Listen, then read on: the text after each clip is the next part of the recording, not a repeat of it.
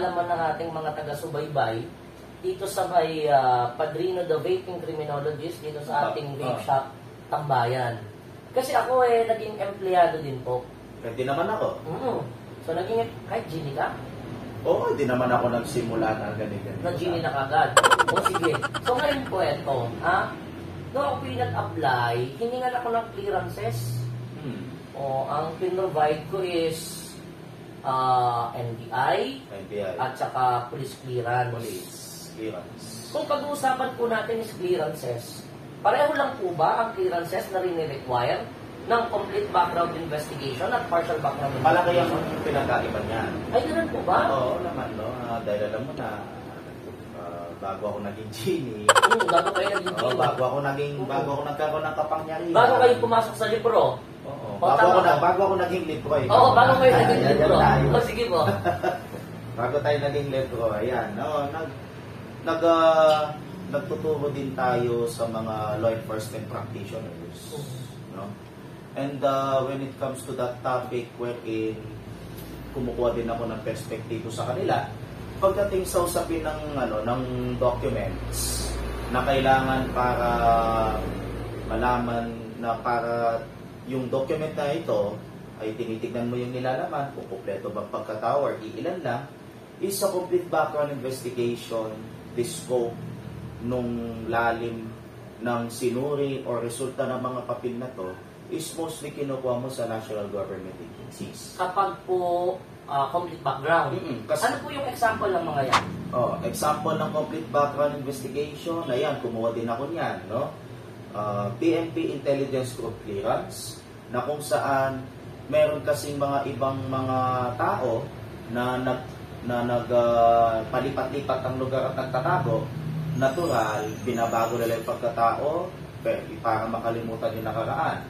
Ang PNP Intelligence Group Clearance o yung tinatawag nating DI2 clearance, na kung saan kahit saan man parte ng lupalot ka naroon, basta meron kang pending criminal case or investigative case sa PNP at ikaw ang kanilang subject, nakikita sa kanilang database yan.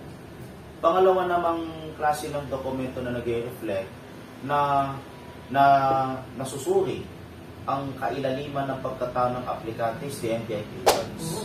No, as long as there is a criminal case filed against you, no, particularly if nasa fiscal level na po yan, may intelligence spine board ang Department of Justice na nakatuglong ito ng mga records ng kaso sa korte, nakikita din yan. No, pangatlo naman is AFP Intelligence Service Clearance. So, sinasabi natin ISAF. Bali, meron na po sa PNP clearance ng Intel, meron pa po sa AFP. AFP. Ay, complete talaga. O sige po, ano pa po? Pakituloy po. O yung sa ISAF clearance naman, no, para naman ito sa mga, labok lang konti, no?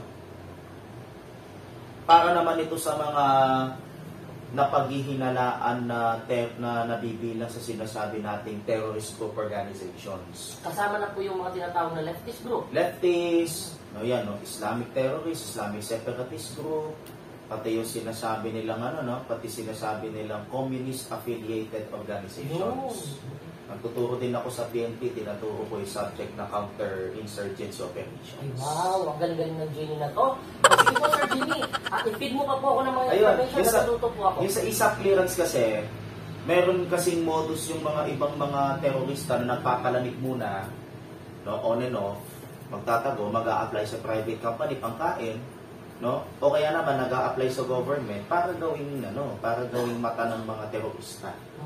Kaya hinihingi din sila ng ISAF clearance kasi as per what I know inside these government agencies, yung may hawak ng intelligence database sa mga taong napaghihinalaan na may connection sa mga terorista at kalaban ng gobyerno, isang ISAF clearance. Ay, wow, yun po pala yun. May karagdagan pa po. Meron pa karagdagan. Sa mga yun? Maliban, yung mga iba kasi na nagtuturo ng industrial security management subject, pati ng crime investigation subject, ang alam nila, yun lang yung meron na buong bansa nasisilip yung pagkatao sa mga ganyang documents Pero meron mga panibago. Ano po yung mga panibago na yun? O, meron tayong meron na din, nag-i-issue na din ng nag-i-issue na din ng clearance ang NICA. Oh, wow. NICA, no? National Intelligence Coordinating Agency. Ano naman po yung clearance na yun? Para saan po yun? NICA clearance para naman ito sa mga Malacanang level appointees para masabi nating cleared sila sa kahit anong liability na meron sa mga kalaban or hindi ka nice na private organizations, ini-issuean sila yan. Lalo na yung mga umaangat ng rango ng police colonel at kung ano man yung equivalent nila sa ibang agencies, hinihingi na sila ng NICA clearance. Siyempre, alam mo na, kung yung kapangyarihan mo, yung influensya mo, kung Pilipinas na yung hawak, kaya natural na hingan ka pa ng additional documents, pero pa sa NBI, PNP Intel, pati yung AFP Intel clearance, yung ISAP clearance, meron ka na din NICA clearance. Ang nag-issue naman is the National Intelligence Coordinating Agency. Meron pa po ba karagdagan sa mga yun? Huli pa. Meron pa. Huling-huli na base sa abot ng kalaman ko is PIDEA. May tawag dito, may nag-i-issue na din ng clearance ang PIDEA kasi madaming mga politicians, personalities, pati mga matatas na tao dyan sa paligid na nai-involve sa drugs. No, kaya kung meron silang undertaking na kasosyo ang national government para masabing hindi sila konektado sa drug personalities, malaki man or maliit, ang PIDEA Central Office sa Barangay Pinyahan, Quezon City, nagbibigay na ng ganyan. Tsaka ayaw po ni President Duterte yun. Huwag mong subukan.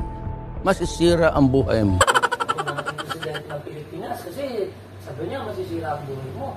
Tama nga naman. Bad po yun, di ba? Oo naman. Opo. So maliban po doon, may mga karagdagan pa po ba? So far, yun lang naman yung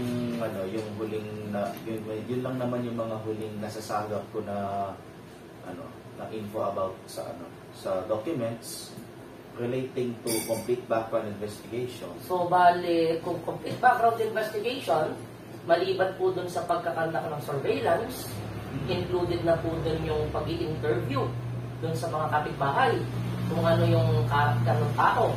Pwede rin sa partial, pwede rin sa complete. Ay, ganun po. Okay, so Depende kasama sa na din po dun yung network. aalamin kung ano yung personality, character niya dun sa mga pinagtrabahuhan niya. Tama ba? Oo, pati yung kung ano yung mga naging accomplishment niya doon. Tapos po, yung mga clearances na yan. How about partial background investigation? Sa po? partial Para background, po ma-distinguish natin ito. sa partial background investigation, may yung mga papeles na sumasalamin sa pagkatao ng subject mo ay limited lang din dun sa lugar kung saan siya naroon. Halimbawa po? Umalis ka dun sa ibang lugar, may possibility na may missing link sa tinitigan mo sa subject mo. Ano po yung mga halimbawa ng mga clearances na yun? Sir Gini. Mostly coming from local government offices lang naman. Police clearance. Police clearance? Labas ka sa tawag dito. Sa police clearance naman, labas ka sa lugar kung saan may jurisdiction ng PNP sa'yo, pwedeng malinis ang record mo, ibang record naman yon. Although parang ngayon po ata is national police clearance na, no? Meron, pero on the works pa as of now, ang national database ng PNP is galing din sa Intel. Okay. Intel clearance. So maliban po, dun sa may police clearance, ano pa po ba yung mga kailangan na clearances doon sa partial background investigation? Meron pa po ba? Court clearances. Court clearance po. Court for RTC, MTC, etc. No, kung sakali na hindi pa pino-forward at hindi pa pino-coordinate ng korte sa DOJ, yung pending case mo, limited ka lang dun sa korte na umawak ng kaso mo. Ganun po ba yun? Yung barangay clearance po, kasama pa ba yun? Oo naman. Barangay clearance Oo po, naman. kasama pa rin. So, kung ako po, dahil ako'y naghahanap ng vape shop attendant ko, ano po bang kailangan ko? Complete background investigation or partial background investigation? Kung sa'yo lang naman kapatid, mas isasuggest ko ng partial background investigation. Kasi magastos yung Kasi hindi pa naman, kasi ano ka pa eh, nasa micro to medium business entity ka pa eh. Ang gumagamit lang naman ng complete background investigation, yung mga malalaking kumpanya lang eh, Ayala Group, SM, Group of Companies, ayan. Naranasan ko na din magkaroon ng job offer sa mga yan. Kaya ano po yung nangyayari sa loob, being a security practitioner. So parang ganito po. Kapag merong lumapit sa akin at mag-a-apply ng vape shop attendant, so ang i-require ko po ng mga documents na ibibigay niya sa akin with regards to security. Ayan, personal security. Siyempre, maliban dun sa, sa medical. Diba? So, hihingi po ako sa kanya ng police clearance, RTC clearance, prosecutor clearance, barangay clearance, at saka, yun na po, okay na. Siyempre, kailangan mo din ng character reference, kaya nabanggit ko kanina. Oo, nabanggit ko. Hindi naman kasi sapat ang papel para malaman mo yung pagkatao niya. Mag-interview ka din ng mga nakasalamuhan niya personal. Kaya kailangan mo sa kanya ng resume o kaya naman application form or yung curriculum vitae na sinasabi. At nakalakay doon yung mga contact details ng mga taong malapit sa kanya o yung mga nakasalamuhan niya sa mga dati niyang trabaho kung hindi siya first-time job seeker. Okay po, napakarami kong natutunan. Ay, sige, may kumakatok ata.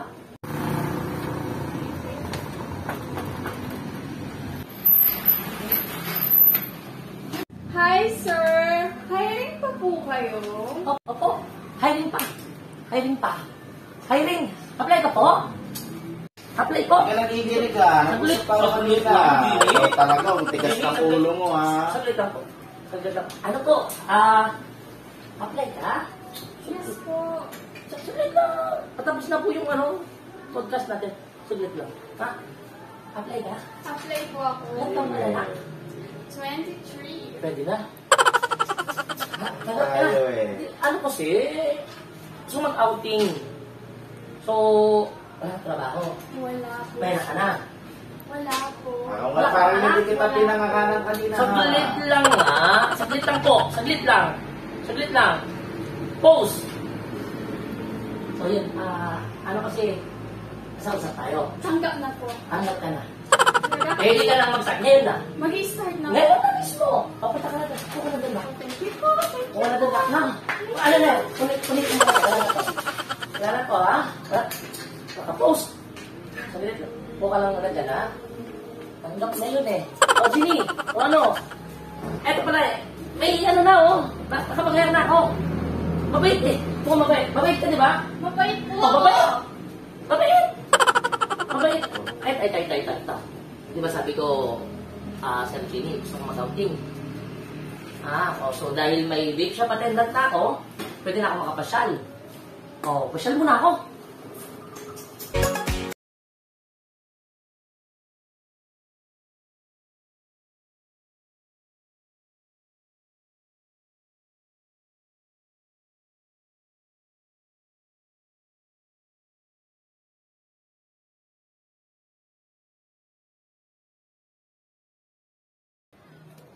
Shoutout muna sa ating soon to be 1 million subscribers. Luto muna tayo ng sinigang Kapampangan.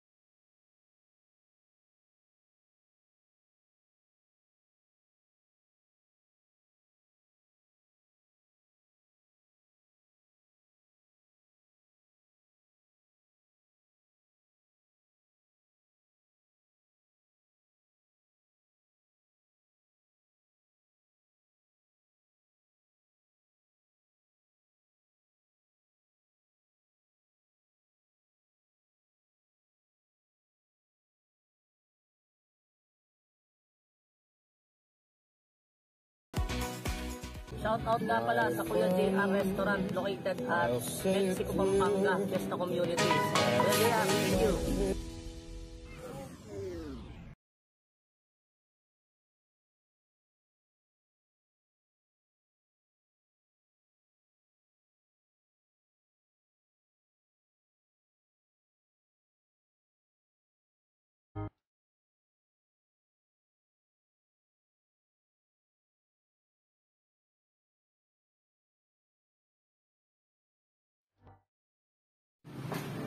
Oh! Ay! Ini, tama pala. Refreshing. Oops. Oops. Ay. Oh, thank you very much sa paghihintay, Sir Jimmy. Ha?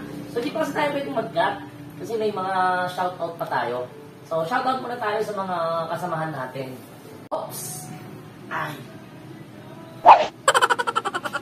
Oh, shoutout muna po tayo sa I Spy Detectives located at Camias Road, Quezon City. So, one of the best detective agency in the Philippines. Okay, so shoutout din po tayo kay Sir Ray Lotivo. Okay, at yung kanyang polygraph techniques, a manual in crime detection. Napakagandang libro. So, yung mga gusto mag-avail, so nandito lang po ang details. Okay, and syempre, shoutout din po kay Patrolman Aldrian Pamintuan. So, shoutout din po syempre sa Malagu Essentials. So, Malagu Essentials, Glutamil Collagen. So, yung gusto mag-avail, so nandito po yung kanyang details, contact details. So, syempre, shoutout din po sa aking Padrino Clothing Line. Okay, so ito po yung aking version 1. So, Padrino Clothing Line, yung gustong mag-avail. So, tambay or kumontak lang po kayo sa Padrino Vape Shop. Okay, and syempre, shoutout din po sa aming libro. Okay. So, ayan, libro namin. Okay. So, yung gusto mag-avail, contact lang po kayo sa aking account, Cornelio Levias Guerra, Art Trim, at pwede rin po sa TRCS Guerra. So, murang-mura lang po, all areas na, hindi lang kasama yung imasin ng 3 beses. So, maraming salamat po sa lahat ng ating mga nagasubaybay dito sa Padrino, The Vaping Criminologist. And syempre, maraming salamat sa aking kuya, sa aking kumpadre, Vince Reginald Pangilinan, ang pinakamalakas. So, maraming salamat po. Yung mga hindi pa nagsusubscribe, mag-subscribe na po kayo, panoorin ang buong videos, at wag po natin skip yung mga ads. Maraming salamat po, at tambay po tayo ulit dito sa Padrino, The Vaping Criminologist. Thank you. Saglit. Asan yung aking vape shop attendant? Malik? Saglit. Ano doon? Kasi attendant ko. Saan nagpunta? Kakalis lang niya kanina. Gano'ng katagal? 2 oras siguro. 2 oras! Oo. 3 oras na ako nawala eh. Sabi niya, Uy! Ba't wala naman yung kaha? ewan ko. Ba't ba nila lang to? Ba't ba nila tira? Yung 1 week collection ko. Yung 1 week nakita ko, wala. Ba't di mo pinigilan? Mabait naman eh, paano ko pipigilan? Ba eh? Ay, Ninakawan ako? baka hiniram lang, babalik din naman. Babalik naman, di ba? Oo, mabait naman. Babalik kayo, mabait naman yan. Babalik? Oo, mabait naman yan, babalik yan. Hindi ako nanakawan. Hindi, Hindi ako na-scam. hindi. Mabait yan, huwag kang mag-alala. Babalik yan. Babalik? Oo, babalik yan. Kapag bayad ng upa? Oo, babalik niya yan. Mabait naman yun. Wala akong pambili ng supply. Eh, babalik naman niya yan, mabait naman yan. Mabait. Babalik naman, di ba? Mabait naman, di ba? Malay mo, binayaran na niya yung mga kailangan mong bayaran, kaya niya kinuha yung pera. Iniwan niya yung cellphone number niya? Hindi ko kinuha yung cellphone number niya? Ibibigay niya rin yan, mabait naman yun. Ano bang pangalan niya? Hindi ko din alam. Hala, patay ako. Saglit, hanapin ko lang.